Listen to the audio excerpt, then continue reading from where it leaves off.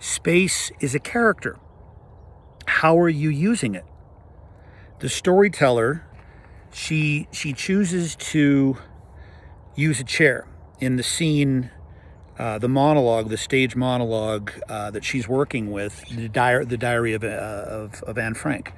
And Anne, the character Anne, is the storyteller makes the choice. Anne wants to be kissed for the very first and possibly the last time. She's in the attic, the secret attic, and also the storyteller makes a choice to whisper the entire time. Because Anne, Mom says you must make a promise to me that when you are in this space, and hopefully we believe the war is coming to an end, you must whisper, you must not raise your voice. And so we see this scene unfold where the storyteller makes the choice to cross the Great Divide.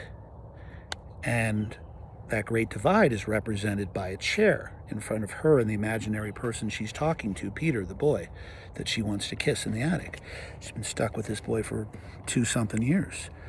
And she wants to experience first love and a kiss before it's too late. So it's Romeo and Juliet, and the chair is the barrier. And so as the monologue unfolds, we see the storyteller and the staging and the nonverbals that she does with her hands. She just kind of skirts it across the lip of the chair, just kind of does this. Right before she lets go, she's untethered with her hands, and she doesn't know what to do with her hands. And then we see her cross the Great Divide, the storyteller cross the great gulf in front of the chair, and then the monologue, the piece ends.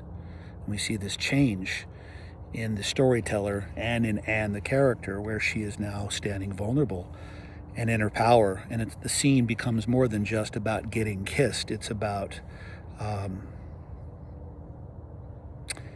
acceptance to this moment and freedom.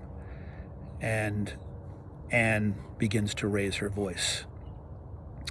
And so the staging of this scene, this gulf, if the barrier were to speak, it would say, I don't want Anne. I want Anne staying back in fear. I must keep him in fear. I want to keep them between each other, from each other. This is the castle wall. And you can do this scene without the chair at all, because that is the crossroad of the character. And so whether you choose, the great secret of using props is, can you do this scene without them? That's always a test. And then anything beyond that, if the answer is yes, is a cherry on top, is a net positive. How are you using this space?